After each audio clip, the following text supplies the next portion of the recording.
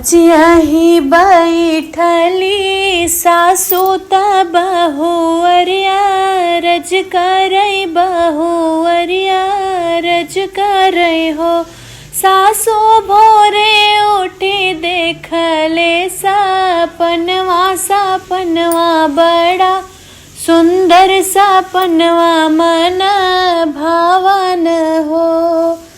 मचियाही बैठली सासू त बहुवरिया रज करई बहुवरिया रज करई हो।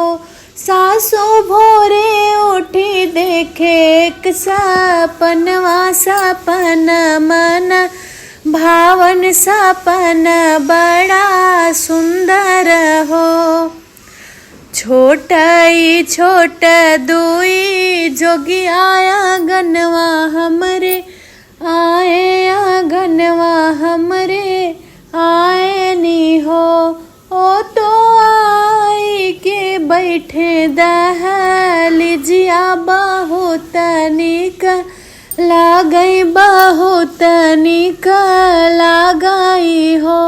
ओ तो आई के बैठे दहलिजिया बहुत निक लागई बहुत निक लागई हो।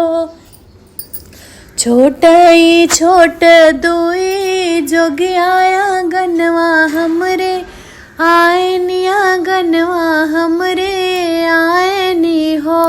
ओ तो आई के बैठे जाऊ तरवा बहुत निक लागई बहुत निक लागई हो।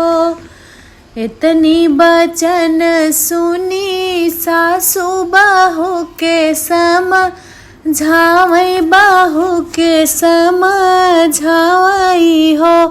बाहू तो है श्री भगवान ललन तोहरे होई है आंगनवा सिर भगवान आए नी हो।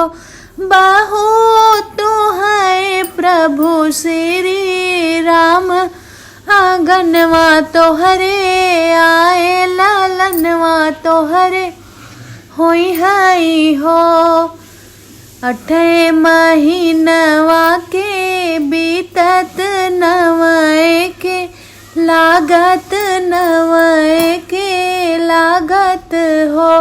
बहिनी बाजे लागे अंगना बाधैया तलल ना जा नमली है लल ना जा नमली है हो।